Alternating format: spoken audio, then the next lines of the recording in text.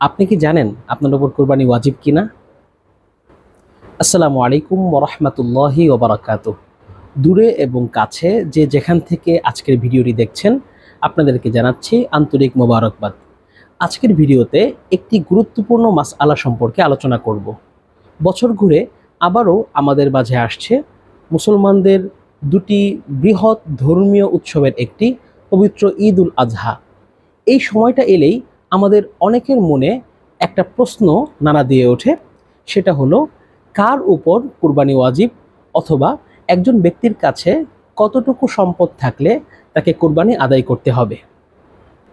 সম্মানিত দর্শক মণ্ডলী, যদি কোনো ব্যক্তির কাছে জিলহজ মাসের ১০, ১১ এবং ১২ এই ৩ দিনের মধ্যে তার প্রয়োজনের অতিরিক্ত এমন সম্পদ থাকে যে সম্পদটার মূল্যমান ৫২.৫ তোলা রূপার মূল্যের সমপরিমাণ কিংবা তার চেয়ে বেশি, যদি এরকম হয় তাহলে সেই ব্যক্তিকে কোরবানি আদায় করতে হবে। এই ক্ষেত্রে শর্ত হলো ওই ব্যক্তিকে মুসলিম হতে হবে এবং প্রাপ্তবয়স্ক হতে হবে, পাশাপাশি তাকে মুকিম হতে হবে। যদি এই শর্তগুলো পাওয়া যায় তাহলে ওই ব্যক্তির উপর কুরবানি ওয়াজিব হয়ে যায়। চাই তিনি মহিলা হোক কিংবা পুরুষ হোক, সকলের ক্ষেত্রেই একই কথা, সবার জন্যই কোরবানি ওয়াজিব হবে।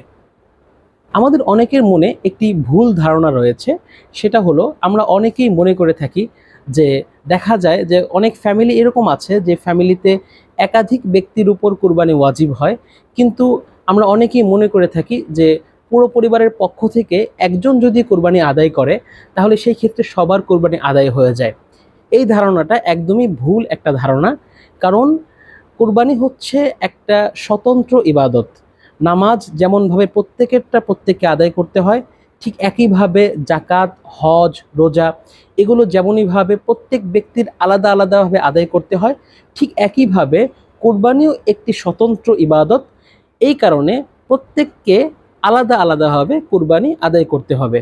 এখন যদি এরকম হয় যে কোনো একটা ফ্যামিলিতে ৫ জন মেম্বার এবং প্রত্যেকের উপরেই কুরবানি ওয়াজিব হচ্ছে, অর্থাৎ প্রত্যেকেরই প্রয়োজনের অতিরিক্ত এই পরিমাণ সম্পদ আছে যে সম্পদের মূল্যমান ৫২.৫ তোলা রূপার যে মূল্য, সেই মূল্যের সমপরিমাণ বা তার চেয়ে বেশি, তাহলে সেই ক্ষেত্রে অবশ্যই তাদেরকে কুরবানি আদায় করতে হবে এবং একজন কুরবানির মাধ্যমে সকলের কুরবানি আদায় হবে না। আশা করি বিষয়টা আপনাদের বুঝে এসেছে। আরেকটি গুরুত্বপূর্ণ বিষয়, সেটা হলো অনেকে মনে করে থাকেন যে শুধুমাত্র ৫২.৫ তোলা রূপার যে টাকা, সেই টাকা থাকলেই কোরবানি ওয়াজিব হবে। ব্যাপারটা এরকম না, বরং এরকম অনেকে আছে যার কাছে হয়তো অল্প কিছু টাকা আছে, কিন্তু তার কাছে স্বর্ণ আছে, রূপা আছে বা ব্যবসায়িক সম্পদ আছে, এবং এই সবগুলো মিলিয়ে দেখা যায় যে এটার মূল্যমান ৫২.৫ তোলা রূপার যে দাম, সেটার সমপরিমাণ বা তার চেয়ে বেশি হয়ে যায়। যদি এরকমও হয় তাহলে ওই ব্যক্তিকেও কিন্তু কোরবানি আদায় করতে হবে, অর্থাৎ ওই ব্যক্তির উপরও কোরবানি ওয়াজিব হয়ে যাবে। আশা করি যে বিষয়টি আপনাদেরকে বোঝাতে চেয়েছি আপনারা সেই বিষয়টা বুঝতে পেরেছেন।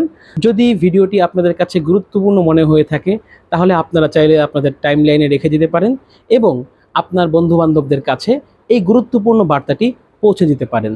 আল্লাহ তাআলা আমাদের সবাইকে সুষ্ঠুভাবে কুরবানি আদায় করার তৌফিক দান করুন। আমিন। ওয়া আখিরু দাওয়ানা আনিল হামদুলিল্লাহি রাব্বিল আলামিন। আসসালামু আলাইকুম ওয়া রাহমাতুল্লাহি ওয়া বারাকাতুহু।